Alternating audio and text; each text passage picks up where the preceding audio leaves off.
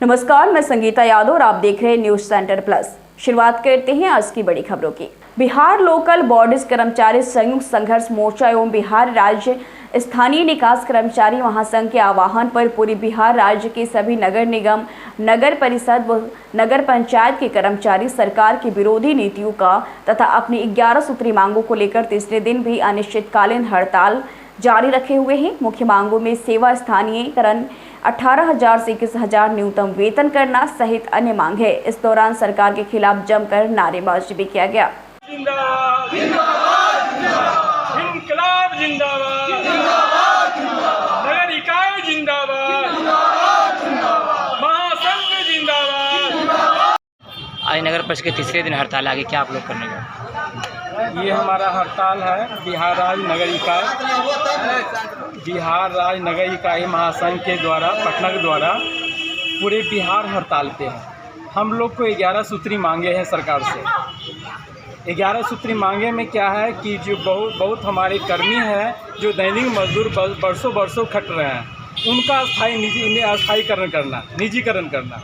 दूसरी बात है आउटसोर्सिंग से जो है कंपनी काम करा रही है सरकार, वो आउटसोर्सिंग बंद करना। और तीसरा है कि सामान्य काम का सामान्य वेतन हम सारे कर्मचारी को चाहिए। और में जो स्थायी कर्मी हैं ये 7वां वेतन की हम लोग की मांग है। तालझारी थाना क्षेत्र के बरमासा पंचायत अंतर्गत पहरेडीह गांव के समीप पुल के पास लगभग 35 वर्षीय अज्ञात महिला का जलते हुए शव बरामद किया गया। तालझारी पुलिस शव में लगी आग को झाड़ियों के सहारे बुझाया गया। उसके बाद शव को लेकर पोस्टमार्टम के लिए दुमका भेजा गया। मृतका की पहचान नहीं हो पाई है। पुलिस छानबीन कर रही है।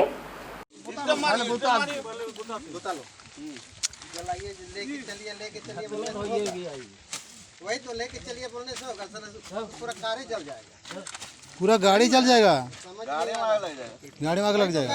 लेके चल आइए ना, आप लोग नहीं समझते। पूरा समझ रहे हैं।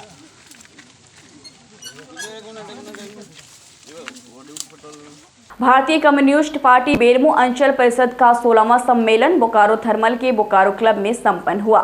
सम्मेलन की शुरुआत झंडोत्तोलन से हुआ। शहीद वेदी पर पुष्प अर्पित कर शहीद साथियों को याद किया गया। सम्मेलन के दौरान शाखा सचिव ब्रज किशोर सिंह ने कहा कि वर्तमान में केंद्र सरकार महंगाई व जन विरोधी नीति अपनाई हुई है। देश में महंगाई व बेरोजगारी चरम सीमा पर पहुंच गई है। सरकारी प्रतिष्ठानों को प्राइवेट कंपनियों के हाथ में सौंपा जा रहा है। आज देश की अर्थव्यवस्था पूर्ण रूप से चरमरा गई है। आज भारतीय कम्युनिस्ट पार्टी बेरमो अंचल परिषद का 16वां अंचल सम्मेलन बोकारो थर्मल में हो रहा है। इस सम्मेलन में बतौर पर्यवेक्षक पार्टी के जिला मंत्री पंचानन महतो जी उपस्थित है। आज के इस सम्मेलन में हम लोग चर्चा करेंगे देश के वर्तमान परिस्थिति पर, देश के वर्तमान हालात पर, और हम चर्चा करेंगे इसमें कि सरकार किस तरह से महंगाई बढ़ा रही है, किस तरह से मजदूरों का शोषण कर रही है, किस तरह से किसान विरोधी बिल पास कर रही है, किस तरह से अत्याचार और महंगाई चरम पर पहुंचा हुआ है। आज के सम्मेलन में हम लोग इस पर विस्तार से चर्चा करेंगे, देश दुनिया की राजनीति पर चर्चा करेंगे और एक ठोस निर्णय पर पहुंचेंगे। और इस निर्णय के बाद हम लोग आने वाले दिनों में जो केंद्र सरकार की नीतियां हैं, मजदूर विरोधी, किसान विरोधी, जन विरोधी जो नीतियां हैं, उस पर हम लोग आंदोलन करने की तैयारी करेंगे। और आने वाले दिनों में सरकार की नीतियों के खिलाफ, जन विरोधी नीतियों के खिलाफ सड़कों पर आंदोलन होगा। आज के सम्मेलन में इस पर चर्चा करेंगे। धन्यवाद। खबर रोहतास जिले से है, जहां अब रोहतास पुलिस के अधीक्षक आशीष भारती ने एक नए पहल पुलिस आपके द्वारा की शुरुआत की। दूसरे सप्ताह नासरीगंज थाना पहुंचे, जहां उन्होंने लोगों की समस्याओं को सुना और थाने का निरीक्षण किया। इस पहल का मुख्य उद्देश्य सभी गंभीर से गंभीर मामलों को पुलिस थाने में ही खत्म किए जाने का है। नासरीगंज थाना पहुंचे रोहतास एसपी आशीष भारती को थाना परिसर में गार्ड ऑफ ऑनर दिया गया। एसपी आशीष भारती ने बताया कि अब हर हफ्ते थाने में एक वरीय अधिकारी थाने की जांच के साथ जनता की फरियाद सुनेंगे तथा मामले का त्वरित निष्पादन भी किया जाएगा। सर, इस मुहिम का मुख्य उद्देश्य क्या है? रोहतास पुलिस के द्वारा लगातार आमजनों की सुविधा हेतु आमजनों के बीच जाने का कार्य किया जा रहा है। और इसी क्रम में ऐसी व्यवस्था की गई है जिसमें कि सभी जो वरीय पदाधिकारी हैं वो सप्ताह में 1 से 2 दिन अपने क्षेत्र के जो संबंधित थाने हैं उसमें जा कर के थाने के कार्यों का उसको समीक्षा की जाती है अनुसंधान नियंत्रण, अपराध नियंत्रण के लिए जो कार्रवाई की जा रही है उसकी समीक्षा की जाती है तथा उसको और बेहतर करने का निर्देश दिया जाता है। इसके अलावा थाना में जो संचिकाएँ हैं उसको बेहतर संधारण हेतु निर्देश दिया जाता है।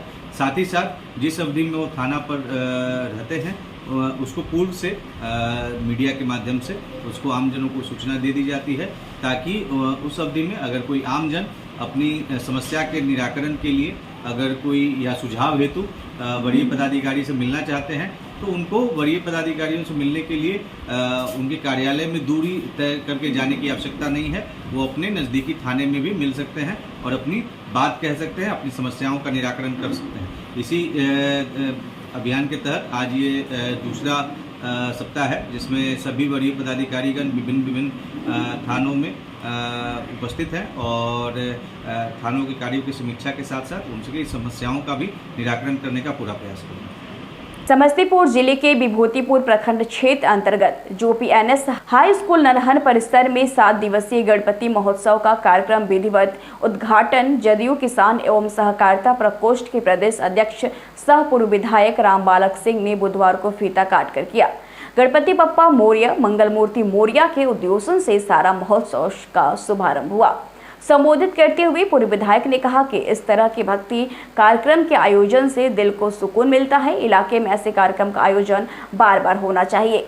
इस मेले में लोगों के मनोरंजन के लिए ब्रेक डांस, मौत का कुआं, झूला आदि लगाए गए। साथ ही बताया कि लगातार 7 दिनों तक सांस्कृतिक कार्यक्रम, कीर्तन, भक्ति, जागरण आदि का आयोजन किया जाएगा। जो मेला सप्ताह भर चलता है और बड़े ही धूमधाम से यहाँ के पूजा के आयोजक मंडल बड़ी धूमधाम से पूजा करते हैं और यहाँ के क्षेत्र के सभी लोग आकर के इस मेला का आनंद उठाते हैं और अपने आराध्य गणेश बाबा से अपनी मनोकामना मांगते हैं। उनकी मनोकामना पूर्ण होती है। फिलहाल आज की बड़ी खबरों में इतना ही। जल्दी हाजिर होंगी कुछ और बड़ी खबरों के साथ। तब तक आप देखते रहिए न्यूज़ सेंटर प्लस।